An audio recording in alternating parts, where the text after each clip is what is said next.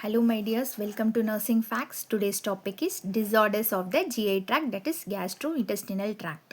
So line of disorders பார்க்கலாம். So first disorder is gastritis. We all know what is gastritis. It is an inflammation of the stomach or gastric mucosa. Okay ஸ்டொமக்லே ஏதாச்சும் inflammation நடந்திருக்கு இல்லை அந்த stomach லைனிங்கை தான் gastric mucosa அப்படின்னு சொல்கிறோம். அங்கே ஏதாச்சும் இன்ஃப்ளமேஷன் இருக்குது அப்படின்னு சொல்லணும்னா அதுதான் கேஸ்ட்ரைட்டிஸ். ஓகே, இதில் 2 types of gastritis இருக்குது. First one is acute gastritis, then second one is chronic gastritis. So acute gastritis அப்படின்னா is caused by ingestion of contaminated and spicy foods, overuse of aspirin, NSAIDs, excessive alcohol intake or bile reflux. So acute gastritis எப்படி நம்மளுக்கு form ஆகுதுன்னா, நம்ம ஏதாச்சும் contaminated இல்லைன்னா ரொம்ப காரமான foods சாப்பிட்டுட்டோம். So அது சடனாக நடக்கிறது, அக்யூட் ஷார்ட் டைமில் நடக்கிறது. அதனால் ஆஸ்பிரின் நம்ம ஆஸ்பிரின் ஓவராக எடுத்துக்கிட்டோம். ஸோ லைக் கார்டியாக் டிசார்டர்ஸ்னால நம்ம ஆஸ்பிரின் எடுக்கிற அந்த மாதிரி ஓவர் யூஸ் பண்ணிட்டோம். இல்லை NSAIDs like acetaminophen like that anti inflammatory drugs non steroid anti inflammatory drugs எடுத்திருக்கோம். எக்ஸசிவ் ஆல்கஹால் இன்டேக் இருக்குது, இல்லை பைலோட ரிஃப்ளெக்ஸ் இருந்தாலும் இதெல்லாம் ரீசன் தான் அக்யூட் கேஸ்ட்ரைட்டிஸ்க்கு cause. Okay, then we are going to signs and symptoms of acute gastritis include. என்னென்ன இருக்கும்?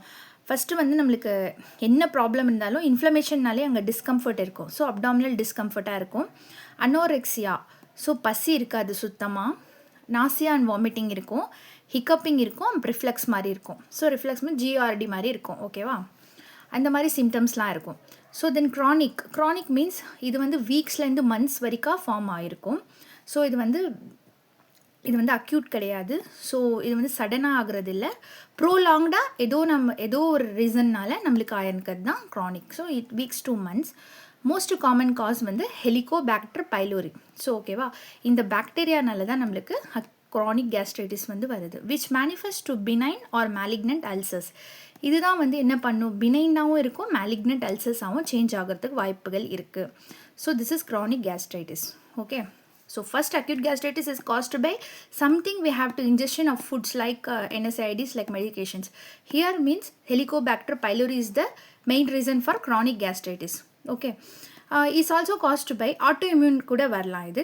அப்புறம் dietary factors, medication, smoking. So particular reason சொல்ல முடியாது. திஸ் அண்ட் ஆல் ஒவ்வொரு கிளையனுக்கும் ஒவ்வொரு மாதிரி ரீசன் இருக்கும். ஸோ இது ஆட்டோஇம்யூனாலும் இருக்கலாம், டைட்ரி ஃபேக்டர்ஸ்னால இருக்கலாம், இல்லை ஏதாச்சும் மெடிசன்ஸ் லைக் NSAIDs, இல்லை ப்ரோலாங் ஸ்மோக்கிங்காக இருக்கிற பேஷண்ட்க்கும் வரலாம். Okay, then science and symptoms same acute gastritis. Anorexia இருக்கும், நாசியா அண்ட் வாமிட்டிங் இருக்கும், ஹார்ட் பர்ன் ஆஃப்டர் ஈட்டிங், சாப்பிட்டதுக்கப்புறம் நெஞ்செரிச்சலாக இருக்கும். ஸோ சோர் டேஸ்ட், எது சாப்பிட்டாலும் டேஸ்ட் வராது மவுத்துக்கு. அப்புறம் இதில் மெயின் விட்டமின் B12 டிஃபிஷியன்சி இருக்கும். ஓகேவா, so this and all symptoms of chronic gastritis. Okay, so next we go to nursing care. What is our care? So இது ஒரு ஷார்ட்டான டாபிக் தான். Just we have to know what is gastritis. Okay, then nursing care. Acute கேஸ்ட்ரைட்டிஸில் நீங்கள் என்ன பண்ணணும்னா, foods and fluids stop பண்ணி வைக்கணும். ஏன்னா சிம்டம்ஸ் சப்சைட் ஆகிற வரைக்கும் நீங்கள் எதுவுமே கொடுக்கக்கூடாது, இல்லைனா ரிஃப்ளெக்ஸ் தான் உங்களுக்கு வரும். ஸோ அதனால என்ன பண்ணும், ஸ்லோலி சிம்டம்ஸ் எல்லாமே போயிட்டு சப்சைட் ஆனது பிறகு ஐஸ் ஷிப்ஸ்லேருந்து ஸ்டார்ட் பண்ணி கிளியர் லிக்விட் ஸ்டார்ட் பண்ணி then move to solid. So liquid to solid மெதுவாக போகணும். தென் இந்த சைன்ஸ்லாம் பார்க்கணும். ஹெமரேஜ் இருக்கா, அவங்களுக்கு ஹெமட்டமிசிஸ், பிளட் இன் வாமிட்டிங் இருக்கான்னு பார்க்கணும். Tachycardia and hypertension, this and all symptoms for shock, hypovolemic shock. Okay, ஹெமரேஜ்னால் ப்ளீடிங் இருக்கா அதெல்லாம் பார்க்கணும். ஓகே, ஷாக் சிம்டம்ஸ் ஏதாச்சும் இருக்குன்னு கைண்ட்லி நோட் பண்ணணும். தென் அவங்க பேஷண்ட்க்கு நம்ம என்ன பண்ணணும் சொல்லணும். ஸ்பைசி ஃபுட் எடுக்காதீங்க, இரிட்டேட்டிங் ஃபுட்ஸ் எடுக்காதீங்க. ஸோ ஆல்கஹால், OTC மெடிசன்ஸ், இந்த மாதிரி ஓவர் த கவுண்டர் மெடிசன்ஸ்லாம் எடுக்கக்கூடாது, NSAIDs, aspirin etcetera. So this and all we have to avoid for some days for recover. Okay, administer prescribed medications and initiate general nursing care. Avladhan, that's all today's topic. So it's a very short topic and also understandable topic only. So thank you.